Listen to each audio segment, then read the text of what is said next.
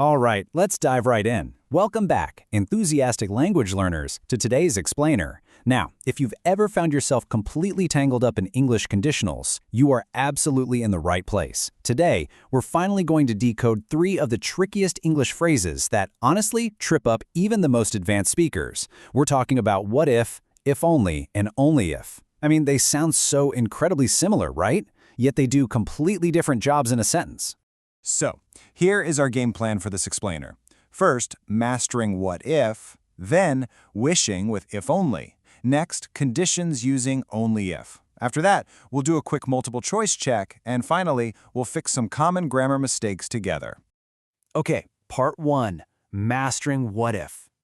So the absolutely crucial starting point is the definition itself. What if is your go-to phrase to set up a hypothetical situation and figure out its consequence, whether we're talking about the present or the past. It's basically the grammatical way of asking, okay, imagine this scenario, what happens next? Now, here's where it gets interesting. Notice how the tense actually changes the reality of the situation. When you pair what if with the present simple, you're suggesting something that might actually happen, a very real possibility. But when you drop that into the past simple, you're talking about a highly unlikely hypothetical. It's basically the difference between planning for your weekend and literally just daydreaming. Let's see this in action. Person A says, "What if it rains?" And person B replies, "I guess we'll stay home." This perfectly illustrates that present simple structure. Raining is a very real, everyday possibility, right? We use the present tense here because we actually need a backup plan. But then, contrast that with this scenario. What if you became a famous basketball player? I'd be really rich. Notice that past simple word became. Unless you're somehow 7 feet tall and practicing 8 hours a day, this is a super unlikely, dreamlike scenario. So we use the past simple to signal to the listener, hey, we're just imagining things here.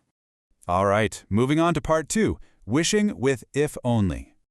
Grammatically speaking, if only is an absolute emotional powerhouse. You use it to express a strong wish in the present by pairing it with could, would, or the past simple. Or you use it to express a really strong regret about the past, using the past perfect. Its meaning completely shifts depending on the timeline you put it in. You really have to ask yourself a key question here. Are you wishing for something to be different right now, in this exact moment? Or are you kicking yourself over a missed opportunity in the past?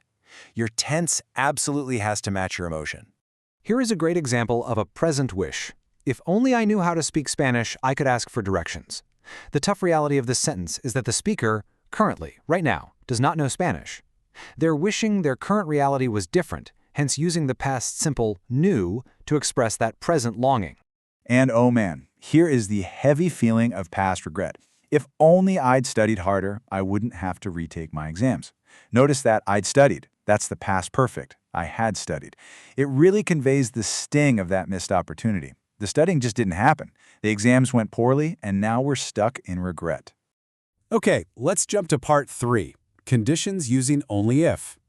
So only if is really the phrase of the rule makers. It expresses a firm, strong condition, or the absolute only situation in which something can happen. It sets a strict boundary, meaning event A literally cannot happen unless event B happens first. Think of it as a much, much stronger alternative to the word provided. And what's great is that, just like our previous rules, only if applies seamlessly to both present and past scenarios. You can lay down the law for what's happening right now, or you can explain the strict conditions that were in place in the past. Take this everyday present situation. Eric can go out tonight only if he cleans up his room. It's the ultimate parent move, isn't it? The condition is crystal clear. No clean room, no going out. End of story. And in the past tense, it looks exactly like this.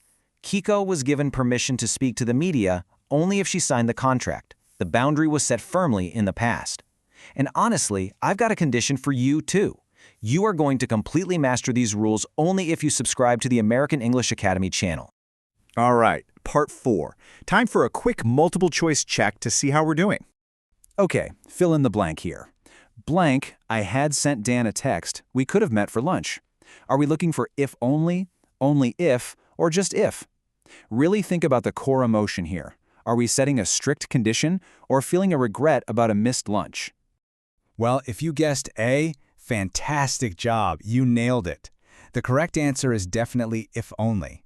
The speaker uses had sent, which is that past perfect structure, to express a very clear regret about not texting Dan in the past. And finally, Part 5, Fixing Common Grammar Mistakes. Let's see if you can spot the errors. Think about this sentence. Only if I'd bought those boots when I first saw them. Now they're sold out. Read that out loud to yourself for a second. Does that feel right when someone is expressing a painful shopping regret? Yeah, the original is definitely incorrect. We aren't setting a strict condition to go shopping here. We're expressing sadness over a missed opportunity. Because of that, we have to use our phrase of regret, if only. The correct sentence is, if only I'd bought those boots when I first saw them. Let's try one last one.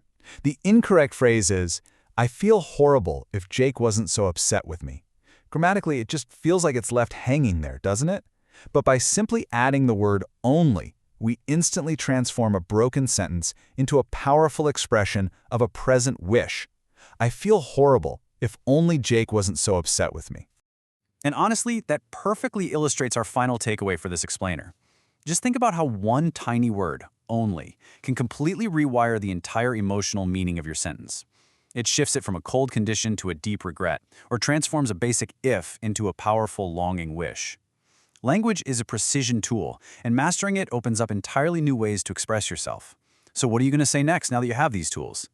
To keep mastering the nuances of this incredible language, make absolutely sure you hit that subscribe button for the American English Academy. Keep practicing, keep imagining your what-ifs, and I will see you in the next explainer.